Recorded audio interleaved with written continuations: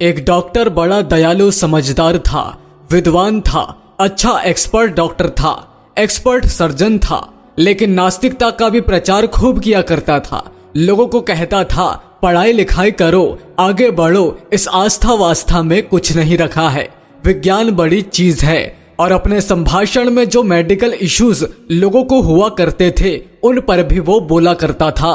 उनका एक संभाषण होना था अमेरिका में। अमेरिका के लिए फ्लाइट से रवाना हुए। अब जहां से वो फ्लाइट से उतरे वहां से उस स्थान पर जहां उसे जाना था कुछ कार का रास्ता था, कुछ कार के रास्ते से चलकर कुछ किलोमीटर का रास्ता था। चल करके उसे उस स्थान पर जाना था। चल पड़ा लेकिन कुछ दूर निकला था। शहर से कुछ दूर एक गांव के समीप एक बड़ा तूफान आया। इतना तूफान कि आगे का कुछ दिखाई न दे। इतना तूफान, अमेरिका के कुछ हिस्सों में बहुत भयानक तूफान आते हैं। वृक्षों को भी उखाड़ रहा था, हालत खराब हो रही थी। छोटे मोटे वृक्ष भी गिर रहे थे। देखा कि मार्ग अवरुद्ध हो जाएगा। गाड़ी के ऊपर कोई छोटा मोटा वृक्ष क्या, बड़ी सी टहनी भी आकर गिर गई तो दुर्घटना हो सकती है। आगे का कुछ दिखाई नहीं दे रहा है। आसपास कोई मकान दिखाई नहीं दे रहा है।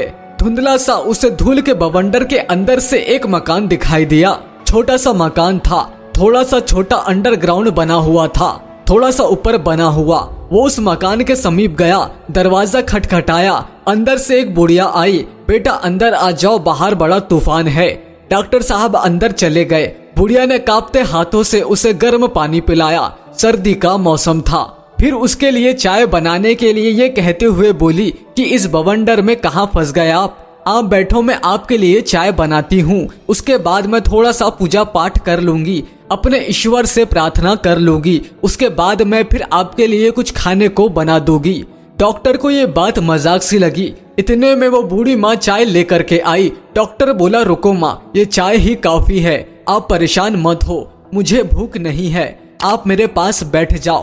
मैं आपको समझाना चाहता हूँ कि इन प्रार्थनाओं में कुछ नहीं रखा है, ये सब बेकार की बातें हैं। विज्ञान की तरफ बढ़ो, विज्ञान हर समस्या का समाधान करता है। बुढ़िया कहने लगी मुझे आपके विज्ञान से कोई तकलीफ नहीं है, मैं तो विज्ञान के किसी चमत्कार की उम्मीद कर रही हूँ। मेरा ये पोता है, मेरा परिवार सारा समाप्त हो चुका है, इसके दिल में छेद है और इसका इलाज दुनिया में केवल एक आदमी कर सकता है।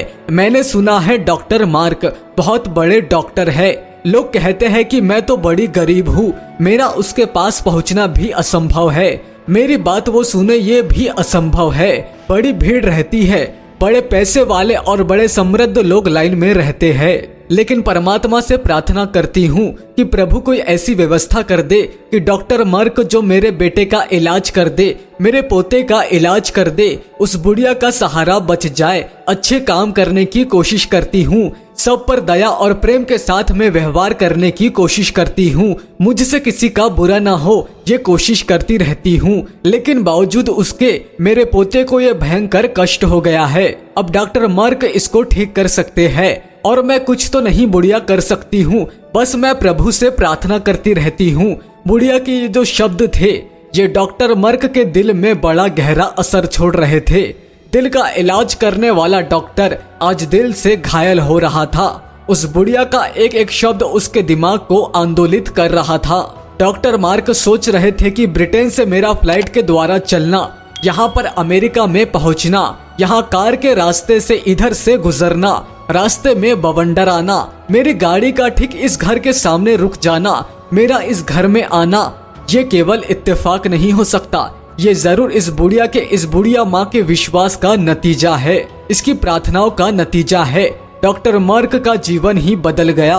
उस दिन से विज्ञान का प्रचार तो करते ही थे, उस बच्चे का तो इलाज किया, बच्चा तो ठीक हो ही गया, लेकिन साथ में इस बात का भी प्रचार करते थे कि हम आखिरी सत्ता नहीं है। हमारे इलाज के बाद भी बहुत सारी चीज असफल हो जाती है और जहां हम असफल हो सकते हैं वहां अपनों की दुआएं, आपके द्वारा किए गए अच्छे कर्म और परमात्मा का आशीर्वाद ये चीज साथ देती है। आस्था का होना बहुत जरूरी है।